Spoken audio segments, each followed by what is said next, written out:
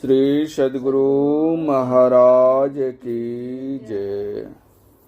पूज्यपाद महर्षि संत सेवी परमहंस जी महाराज का प्रवचन। प्रेम समान और नहीं आन। महर्षि संत सेवी ज्ञान गंगा। संत कबीर साहब कहते हैं, प्रेमी ढूंढत मैं फिरा, प्रेमी मिला न कोई। अर्थात संत कबीर साहब प्रेमी की खोज में चलते हैं, किंतु जैसे वे खोजते हैं वैसा उनको कहीं कोई प्रेमी मिलते नहीं। इसका अर्थ यह नहीं कि संसार प्रेमियों से शून्य है। वास्तविक बात यह है कि एक संत जन और दूसरे सामान्य जन दोनों की दृष्टियों में भिन्नता का होना स्वाभाविक है। इसलिए जब हम जगत की ओर व्यावहारिक दृष्टि से देखते हैं तो ऐसा लगता है जीवन प्रेममय है।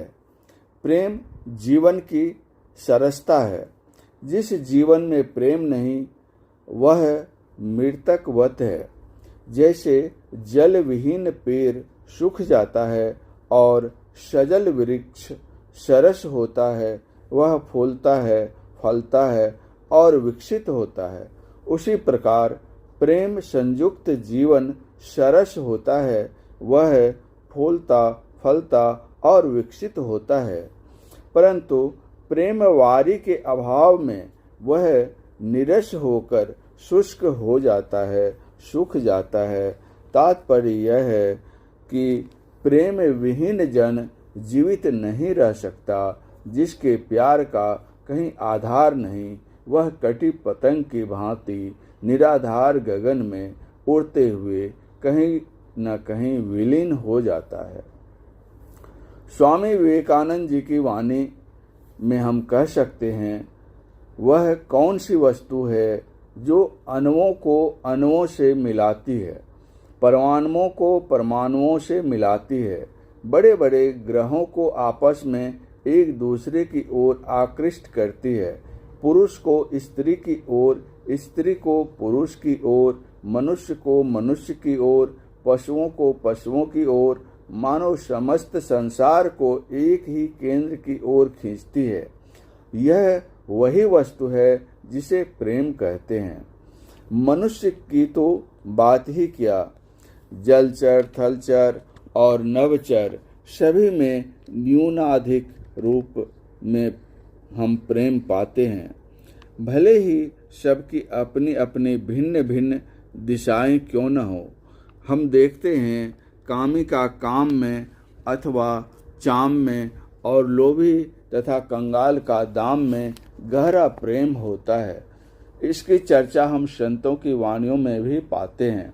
बल्कि वे वरदान मांगते हैं कि हे प्रभु, जिस प्रकार कामी पुरुष का कामिनी में और कामिनी का पुरुष में स्नेह होता है, वैसा ही नेह प्रभु तुम में मेरा हो।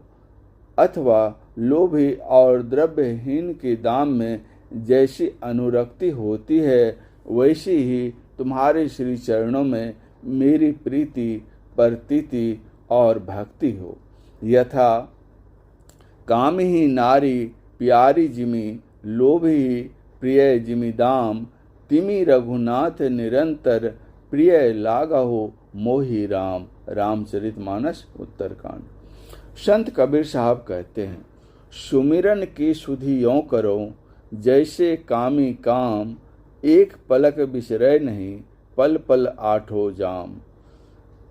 सुमिरन की सुधि यों करो, जैसे दाम कंगाल, कह कबीर बिसरे नहीं, पल पल ले ही संभाल। संप्रति गोस्वामी जी यद्यपि पूर्ण योगी हैं, फिर भी जीवन के पूर्वार्ध में वे स्वयं उक्त भोग के भुक्त भोगी हो चुके हैं। कथा है कि गोस्वामी जी को अपनी भार्या से इतना घनिष्ठ प्रेम था कि उसके बिना वे रह नहीं सकते थे। संजोग से एक बार उनकी पत्नी अपने पीहर चली गई। उसकी अनुपस्थिति इनके लिए असह्य हो गई। मन में उथल पुथल मचने लगी। उसके बिना इनका घर इनकी नज़र में जहर मालूम पड़ने लगा। अंततो गत्वा वे चल पड़े अपनी पत्नी से मिलने। मार्ग दूर था, रात हो गई, नदी पार करनी थी, किंतु वहाँ तैरनी नहीं थी। अपनी घरनी से मिलने के लिए इनको मरनी स्वीकार है। उमड़ती सरिता में तैरना चाहते हैं। अंधेरी रात है, हाथ को हाथ सूझता नहीं है। वहाँ एक लाश मिलती है जिसके शरीर से यद्यपि कुवास निकलता है, फिर भी इनको उसमें सुवास मालूम पड़ता है, क्योंकि पत्नी के प्रेम पास में बंध जो चुके थे। येन केन प्रकारेण सरिता पार कर गृहिणी के शयन गृह पहुंचना चाहते हैं। घर द्वार बंद था, खिड़की खुली थी, उसी ओर से और ये भाग कर गए, किंतु वहाँ नाग लटक रहा था। विरह की आग में जलते रहने के कारण नाग को पकड़कर भीतर चले गए, पर पता न चला। सोई हुई पत्नी को जगाया, फिर क्या था, वह चौंक कर उठी और अप्रत्याशित अपने पति को पाकर चकित हो गई। तत्पश्चात अपने पति से बोली, पतिदेव, जितना स्नेह आपको मेरी हार मांस और मलमूत्र से सनी और पवित्र देह में है, इतना स्नेह यदि भगवान में हो पाता तो आपका परम कल्याण होता, आवागमन छूट जाता। इन शब्दों से पत्नी ने पति को जगाया, उनके विवेक की आंखें खोली। फलतः अपनी पत्नी का परित्याग कर पति भगवत भजन करने चल पड़े।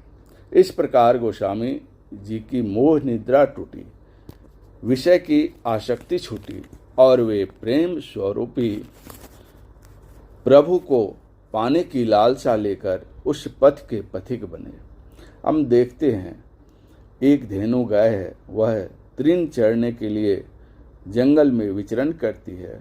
यद्यपि वह वहाँ घास खाती है, पर उसको घर पर बंधे अपने वत्स की सतत याद आती है। क्यों? इसलिए कि अपने बच्चे की प्रेम डोरी से वह बंधी रहती है।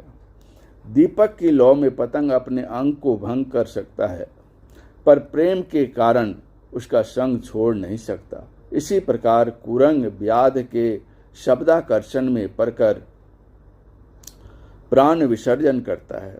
मधुकर का पद्म पराग में अनुराग होता है, उसके लिए वह देह त्याग कर सकता है, किंतु नेह का परित्याग नहीं कर सकता। चिड़िया अंडा देती है, दिन रात बैठकर सेती है, जब तक उसका बच्चा अच्छी तरह उड़ने नहीं लग जाता उसकी हर तरह से सेवा करती है। कछुई अंडा देती है, किंतु विशेषता यह है कि वह पक्षी की नाई बैठकर सेती नहीं है। स्वयं वह जल में रहती है, अपने सारे कार्यकलापों को करती है, पर स्थल पर के अंडे को सूरत से सेती है। संत पलटू साहब ने लिखा है, कमठ दृष्टि जो लावई सो ध्यानी परमान, सो ध्यानी परमान सूरत से अंडा सेवे, आप रहे जल माही सूखे में अंडा देवे। संत कबीर साहब कहते हैं, कछुई अंडा पालई बिन थन राखे पोख, यों करता सबकी करे पाले तीनों लोक। उपर्युक्त संतों की वाणियों को सार संक्षेप रूप में हमारे गुरुदेव कहते हैं, गुरु हरि चरण में प्रीति हो युग काल क्या करे, कछुई की दृष्टि दृष्टि हो जंजाल क्या करे। बिल्ली अपने बच्चों की प्राण के समान रक्षा करती है, पालन करती है। जब तक बच्चों की आंखें नहीं खुल जाती वह उन बच्चों को उठा उठाकर अनेक जगहों पर में रखती है, जिससे बच्चों के ऊपर किसी प्रकार का खतरा न हो। सबल होने पर ही उससे वह पृथक होती है अथवा उसको पृथक होने देती है। बंदरी अपने बच्चे को पेट से चिपकाए रहती है। उसकी मानवीय आकृति होती है, मानव की भांति उसके 2 हाथ पैर हुए भी पक्षी की भांति उसका निवास वृक्ष पर होता है। वहाँ रहकर वह सब प्रकार से उसका लालन पालन करती है।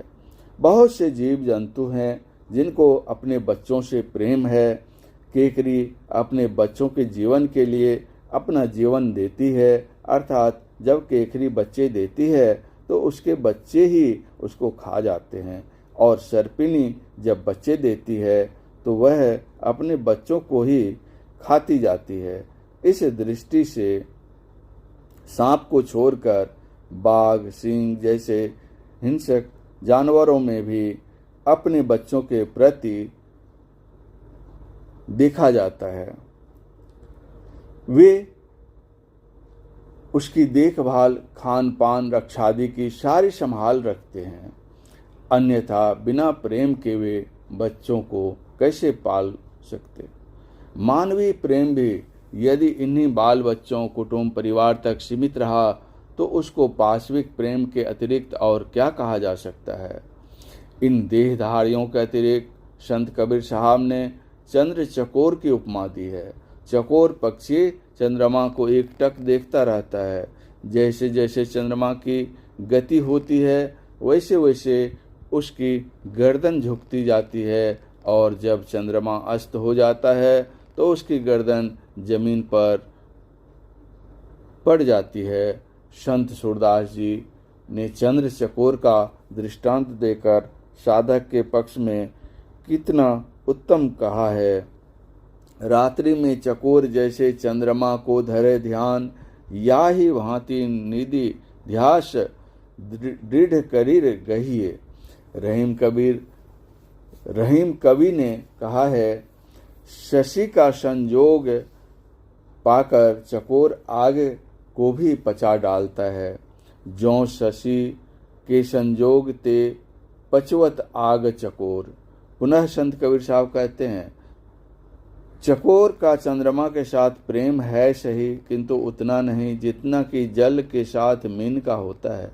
क्योंकि अन्य प्राणी जो जिससे स्नेह करते हैं उसके बिना वे जीवन धारण कर सकते हैं, परंतु मछली एक ऐसी चीज है जो जल के बिना जीवित नहीं रह सकती। इस दृष्टि से अन्य प्राणियों की अपेक्षा मीन की प्रीति अच्युत देखी जाती है। अधिक स्नेही माछरी दूजा अल्प स्नेह, जल ते बीसुरे तब ही त्यागे देह। तथा जल ज्यों प्यारा माछरी, लोभी प्यारा दाम, माता प्यारा बाल का, भक्त प्यारा नाम। इसी तरह रहीम कवि कहते हैं, जाल परे जल जात बही, तज मीनन को मोह, रही मन जल की माछरी, तऊ न छारे छो। गोस्वामी तुलसीदास जी की वाणी में भी है। हम इस विषय की परिपुष्टि पाते हैं। मर्यादा पुरुषोत्तम भगवान श्री राम के वन गमन काल में श्री लक्ष्मण जी की मनोदशा का चित्रण करते हुए उन्होंने इस प्रकार वर्णन किया है, कहीं न शकत कछु चितवत ठाढ़े, मीन दीन जन्म जल ते काढ़े। इस प्रवचन का शेष भाग अगले प्रवचन पाठ में। श्री सद्गुरु महाराज की जय।